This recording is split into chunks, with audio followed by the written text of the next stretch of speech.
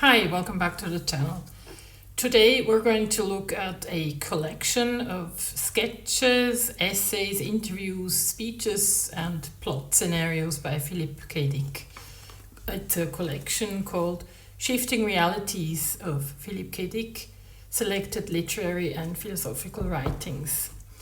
While his novels have sparked decades of debate regarding reality, autonomy and madness, Shifting Realities offers readers an unmediated voice, one not filtered through characters but emerging directly from Dick himself.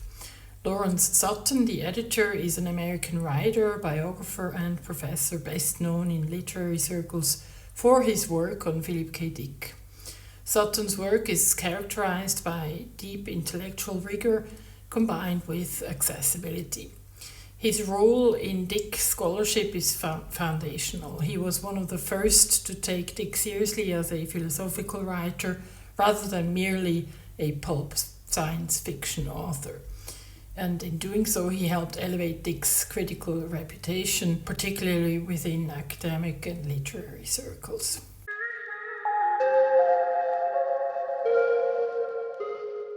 In essays such as How to Build a Universe That Doesn't Fall Apart 2 Days Later, Dick recounts both personal anecdotes and metaphysical experiences, often blending the two into indeterminate states, an intentional ambiguity reflective of his broader literary concerns. His life, like his characters, is shown to be in flux. He challenges the notion of a stable, singular self, proposing instead a dynamic identity shaped by external and possibly divine or artificial forces. This notion would later take its ultimative narrative form in his Exegesis, the sprawling, posthumously published Gnostic diary begun after his 374 religious experiences. Part 6 of this collection contains selections from the Exegesis. So for those of you who haven't read the Exegesis, this might be a good entry point.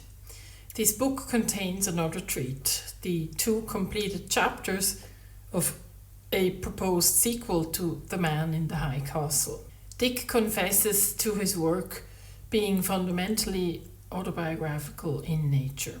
My writing in toto is an attempt on my part to take my life and everything I've seen and done and fashion it into a work that makes sense. I'm not sure I've been successful. One gets the impression that Dick was a highly dramatic human being. I can imagine him dramatizing experiences not only after the fact in order to process them in and into his writing, but while living them actually. Dick didn't just dramatize his life for literary purposes, he must have experienced life as narrative, as symbolic, even as cosmically authored. The line between living and writing must have been radically porous for him. Personally, I sense the dramatic and even theatrical quality of Dick's life in his writing. His personal crises, the drug addiction, paranoia, the multiple marriages, existential terrors often escalated not because he was purely unstable, but because he understood and performed them through a narrative lens.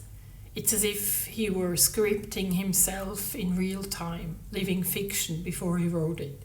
In that sense, literalizing one's life becomes a form of ontological performance.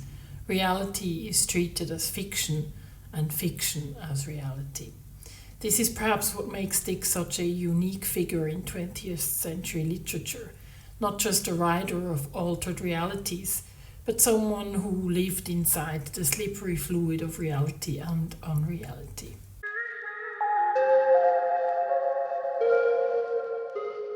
The volume includes Dick's musings on science fiction as a genre.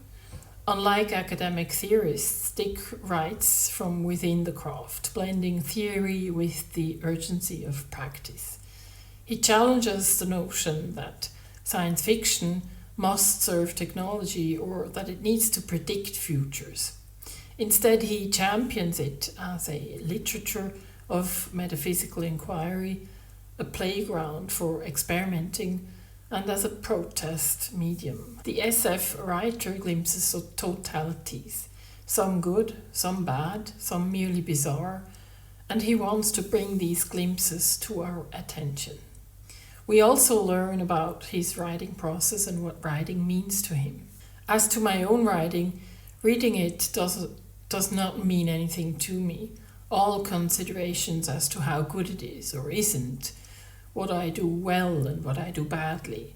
What matters to me is the writing, the act of manufacturing the novel, because while I'm doing it, at that particular moment, I am in the world I'm writing about. It is real to me, completely and utterly. Then, when I'm finished and have to stop, withdraw from that world forever, that destroys me. Dick bemoans the solitary nature of the writing process. Writing is a lonely profession, at least I have found it so, and this is what I hold against my work, not that it allows me to escape into the fantasies of my novels, but that it cuts me off from wife, children, and friends. I resent that. And he qualifies that writers balance such loneliness by creating characters to keep them company in their long writing hours and offsetting it through a fraternity with fellow writers.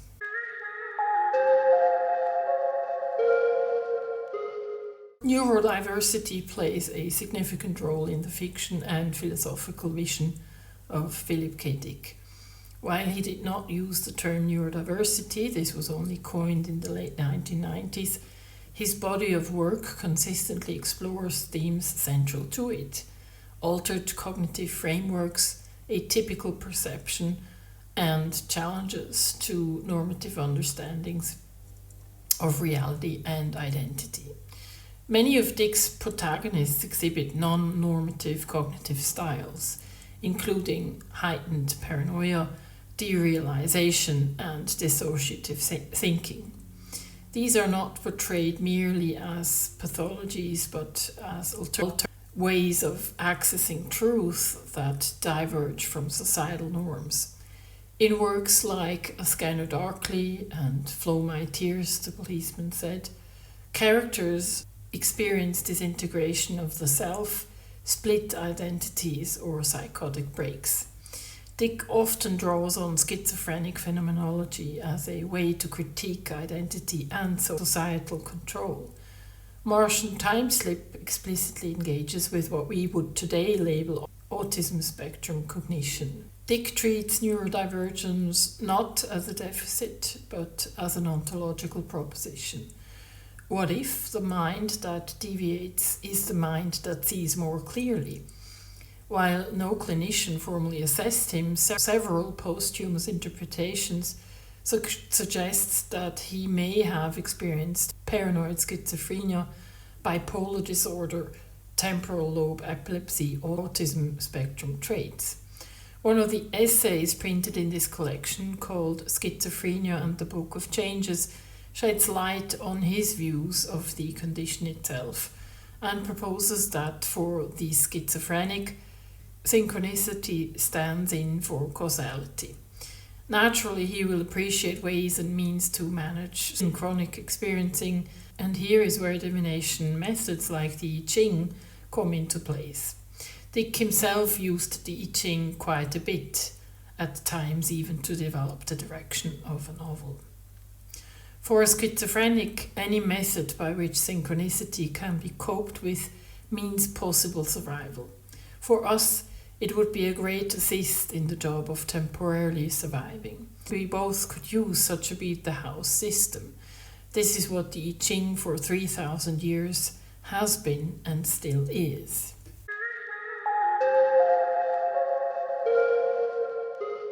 Dick did not merely write about androids or alternate histories. He believed in the fundamental unreality of the perceived world. In several pieces, including The Android and the Human, he posits that humans might be reduced to programmed automatons under the weight of modern technocracy and corporate control. Like so many of his novels, the essay examines what it means to be human. One difference between man and machine, according to Dick, is that machines lack intent. Machines simply react to stimuli according to their programming. In that, they can only follow the intent of the person who built the program.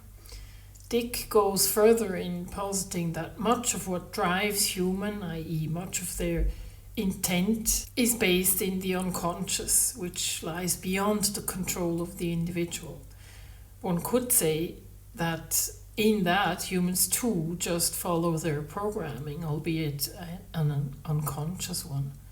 Further, Dick finds erratic human behavior to be a differentiating factor, and he bridges that to man's capacity to revolt.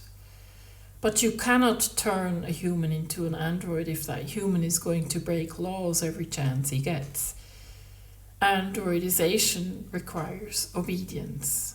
Abiding by societal rules, conformity thus becomes a sign of androidization, and rebellion becomes a deeply human trait. If, as it seems we are, in the process of becoming a totalitarian society in which the state apparatus is all-powerful, the ethics most important for the survival of the true human individual would be cheat, lie, evade, fake it, be elsewhere, forge documents, build improved electronic gadgets in your garage that'll outwit the gadgets used by the authorities.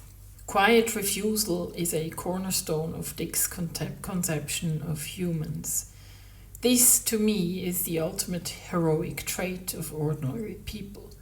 They say no to the tyrant, and they calmly take the consequences of this resistance.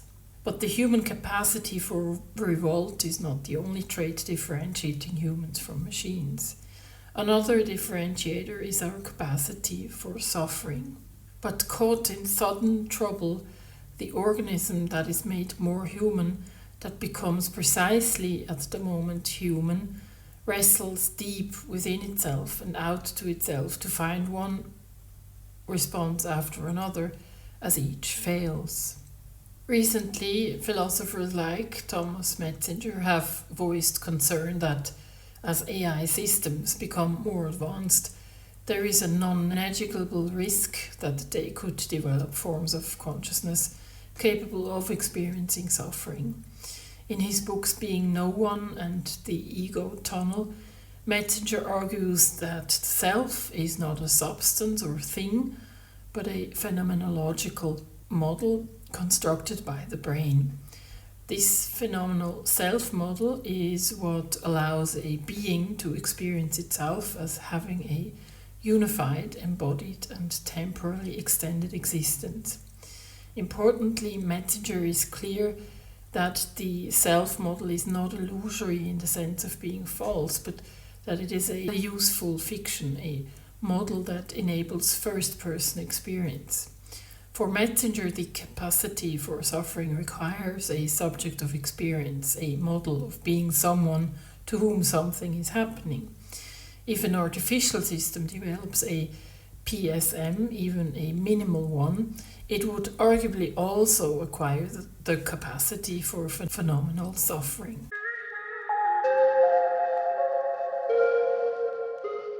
The Shifting Realities of Philip K. Dick is a valuable contribution to understanding Dick's writing. Lawrence Sutton has created a collection that reveals the roots of Dick's fictional themes: the dissolution of the self, the plasticity of time, and the unreliability of reality.